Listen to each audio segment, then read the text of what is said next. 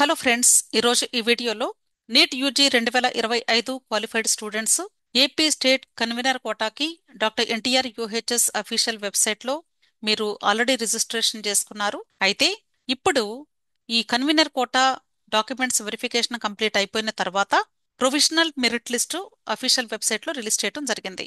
దానితో పాటుగా మీలో ఎవరికైనా ఒకవేళ ఎలిజిబిలిటీ లేకపోతే నాట్ ఎలిజిబుల్ లిస్ట్ అని అది కూడా ఒకటి ఇచ్చారు. దానితో పాటుగా కొద్దిమంది స్టూడెంట్స్ ఫీజు పే చేశారు కానీ అప్లికేషన్స్ సబ్మిట్ చేయలేదు, దానికి సంబంధించిన లిస్టు.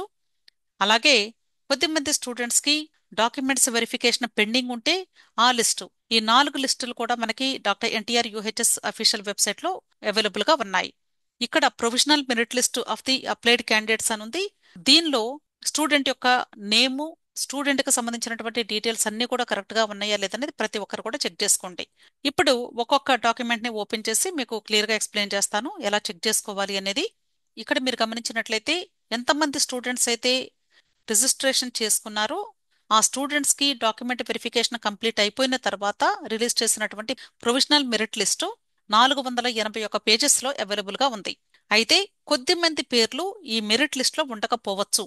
సో మీరు ఎవరి పేరైతే ఈ మెరిట్ లిస్ట్ లో లేదో వాళ్ళు చేయవలసినటువంటి పని ఏంటంటే రిమైనింగ్ 3 పీడిఎఫ్స్ ఉన్నాయని చెప్పాను, వాటిలో కూడా మీ పేరు ఉందో లేదో ఒకసారి చెక్ చేసుకోవాలి. అక్కడ కూడా లేని ఎడల అప్పుడు మీరు చేయవలసింది, ఇక్కడ మీకు గ్రీవెన్సెస్ లింక్ అని ఇచ్చారు. గ్రీవెన్సెస్ లింక్ అంటే మీరు ఆల్రెడీ రిజిస్ట్రేషన్ చేసుకున్నటువంటి పేజ్ లోనే అక్కడ మీకు సర్వీసెస్ డాష్ బోర్డ్ అని ఉంటుంది. అక్కడ డాష్ బోర్డ్ లో గ్రీవెన్సెస్ లింక్ ఉంటుంది. దాని మీద క్లిక్ చేసి స్టూడెంట్ కి సంబంధించినటువంటి డీటెయిల్స్ అన్నీ కూడా మీరు ఒకసారి చెక్ చేసుకొని అక్కడ మీకు సంబంధించినటువంటి ఇన్ఫర్మేషన్ ఏమేమి ఫిల్ చేయాలి అనేది అక్కడ మీకు క్లియర్ గా ఇస్తారు. దాన్ని మీరు ఫిల్ చేసి గ్రీవెన్సెస్ కి అప్లై చేసుకోవాలి. అప్పుడు స్టూడెంట్ యొక్క డీటెయిల్స్ అన్ని కూడా చెక్ చేసుకొని ఫైనల్ మెరిట్ లిస్ట్ లో మీకు మీ యొక్క స్టూడెంట్ నేమ్ వచ్చేలాగా యూనివర్సిటీ వాళ్ళు కరెక్ట్ చేస్తారు. అయితే ఈ ప్రాసెస్ ఆగస్టు 17వ తారీఖు సాయంత్రం 4 గంటల్లోగా మీరు చేయాల్సి ఉంటుంది. ఈ డేట్ అండ్ టైం దాటితే మీరు గ్రీవెన్సెస్ కి తర్వాత రిపోర్ట్ చేసినా కూడా ఉపయోగం ఉండదు అని చెప్తున్నారు. సో ఇక్కడ మీకు ఇచ్చినటువంటి ఈ లిస్ట్ మొత్తం కూడా 481 పేజెస్ లో కూడా మీ పేరు ఉందో లేదో చూసుకోవాలి అంటే మీ యొక్క కీబోర్డ్ లో కంట్రోల్ F ని చూజ్ చేసుకున్నట్లయితే ఇక్కడ మీకు సెర్చ్ బాక్స్ వస్తుంది. ఇక్కడ మీకు సంబంధించినటువంటి నీట్ ర్యాంక్ కానీ రోల్ నెంబర్ కానీ లేదా స్టూడెంట్ నేమ్ కానీ టైప్ చేసినట్లయితే ఆటోమేటిక్ గా మీ స్టూడెంట్ కి సంబంధించినటువంటి డీటెయిల్స్ అన్ని కూడా ఇక్కడ హైలైట్ అవుతాయి. అంతేకాదు మీరు స్కోర్ ని బట్టి కూడా ఇలా స్క్రోల్ చేసుకుని కూడా మీరు చెక్ చేసుకోవచ్చు. ఆన్లైన్ అప్లికేషన్ ప్రాసెస్ కంప్లీట్ చేసుకున్నారు. మీ అప్లికేషన్ కూడా ఫైనల్ వెరిఫికేషన్ కూడా పూర్తయిపోయింది. వివో 1 అండ్ వివో 2 కంప్లీట్ అయినటువంటి స్టూడెంట్స్ ప్రతి ఒక్కరి పేరు కూడా ఈ లిస్టులో ఉండి తీరాలి. ఈ లిస్టులో కానీ పేరు లేదు అంటే వెబ్ ఆప్షన్స్ పెట్టుకోవడానికి మీకు ఎలిజిబిలిటీ ఉండనట్లు లెక్క. కాబట్టి వెబ్ ఆప్షన్స్ పెట్టుకోవడానికి ఎలిజిబిలిటీ రావాలి అంటే మీ యొక్క పేరు ఖచ్చితంగా ఫైనల్ మెరిట్ లిస్ట్ లోనైనా ఉండాలి. ఇప్పుడు ప్రొవిజనల్ లిస్ట్ మాత్రమే కాబట్టి మీకు ఫైనల్ లిస్ట్ టైంకి మాత్రం ప్రతి ఒక్కరి పేరు కూడా దానిలో ఉంటేనే వెబ్ ఆప్షన్స్ కి ఎలిజిబిలిటీ వస్తుంది. అర్థమైంది కదా? సో ఇక్కడ రిజిస్ట్రేషన్ ఐడి మీ యొక్క అప్లికేషన్ మీద ఉంటుంది. అది next NEET roll number, NEET rank అంటే ఆల్ ఇండియా ర్యాంక్ మాత్రమేనండి. నెక్స్ట్ నీట్ స్కోరు అంటే నీట్ మార్క్స్, స్టూడెంట్ యొక్క పేరు కూడా ఉంది. అలాగే స్టూడెంట్ జెండరు, నెక్స్ట్ కేటగిరీ అంటే ఓసీ బీసీ ఇలా ఉంటుంది. నెక్స్ట్ ఏరియా అంటే మీరు ఏ ఏరియాకి సంబంధించినటువంటి స్టూడెంట్ అనేది కూడా ఆటోమేటిక్ గా అప్లికేషన్ ఫిల్లింగ్ టైంలోనే వచ్చింది, దాన్ని బట్టి ఇక్కడ డిస్ప్లే అవుతుంది. ఒకవేళ మీరు ముస్లిం మైనారిటీ క్యాండిడేట్ అయితే ఎస్ అని ఉంటుంది, అదర్వైజ్ నో అని ఉంటుంది. అలాగే ఆంగ్లో ఇండియన్ కేటగిరీలో అప్లై చేస్తే ఎస్ అని ఉంటుంది, అదర్వైజ్ నో ఉంటుంది. నెక్స్ట్ ఈడబ్ల్యూఎస్ కేటగిరీ సర్టిఫికెట్ మీరు అప్లోడ్ చేసి ఉంటే వాళ్ళకి ఎస్ అని ఉంటుంది, రిమైనింగ్ వాళ్ళకి నో ఉంటుంది. అలాగే పిఎంసి కేటగిరీ అంటే పోలీస్ మ్యాట్రిక్స్ చిల్డ్రన్, ఈ కేటగిరీలో అప్లై చేసిన స్టూడెంట్కి ఎస్ ఉంటుంది, మిగిలిన వాళ్ళకి నో ఉంటుంది. ఓన్లీ ఇంతవరకే ఈ మెరిట్ లిస్టులో ఇవ్వడం జరిగింది. ఒకవేళ మీకు ఫైనల్ మెరిట్ లిస్టులో తర్వాత వేరే కేటగిరీస్ కూడా ఇవ్వచ్చు. ప్రస్తుతానికి ఇక్కడ ఇచ్చినటువంటి డేటాని ప్రతి ఒక్కరు కూడా జాగ్రత్తగా చెక్ చేసుకోండి.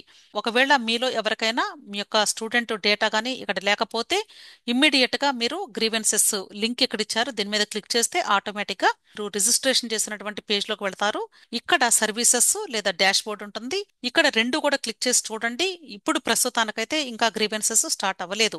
ఇక్కడ మీకు గ్రీవెన్సెస్ అని ఉంటుంది, దాని మీద క్లిక్ చేసినప్పుడు డేటా ఎలా ఫిల్ చేయాలి అనేది కూడా మనకు అర్థమవుతుంది. సో ఆ డేటాని జాగ్రత్తగా ఫిల్ చేసుకోండి. అంతేకాదు మీరు గుర్తుంచుకోవాల్సిన విషయం ఏంటంటే గ్రీవెన్సెస్ కి మీరు అప్లై చేసేటప్పుడు అక్కడ సపోర్టింగ్ డాక్యుమెంట్ ను కూడా అప్లోడ్ చేయాల్సి ఉంటుంది.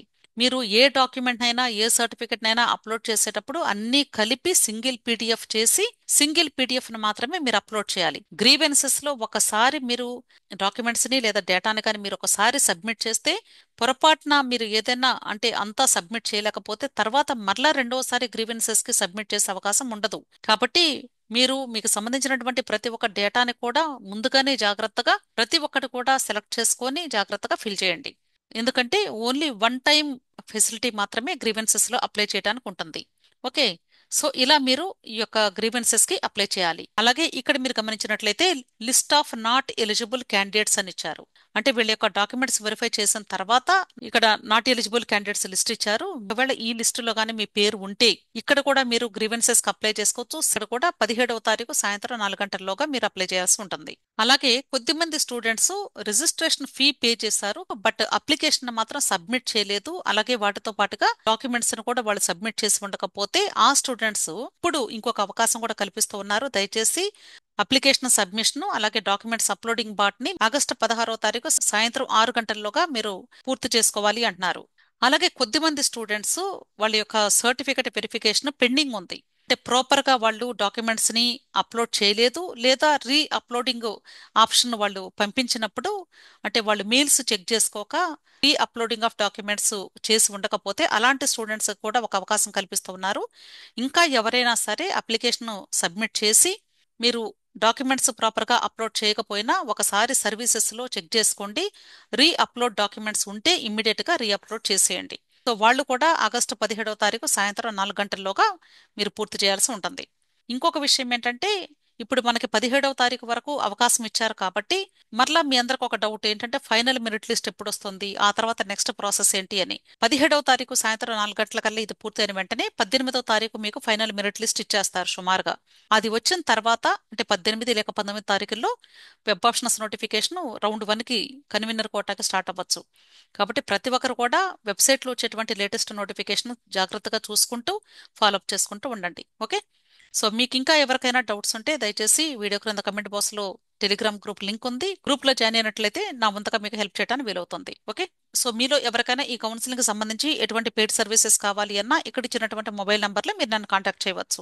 6303235115. వెబ్ ఆప్షన్స్ హెల్ప్ కావాలి అన్న కూడా మీకు పెయిడ్ సర్వీసెస్ ఉన్నాయి కాబట్టి తప్పకుండా మీరు నన్ను అప్రోచ్ అవ్వండి. విష్ ఆల్ ది బెస్ట్ అండి. వీడియో నచ్చితే లైక్ చేయండి, మీ ఫ్రెండ్స్ కూడా షేర్ చేయండి. అలాగే నా ఛానల్ తప్పకుండా సబ్స్క్రైబ్ చేసుకోండి. Thank you.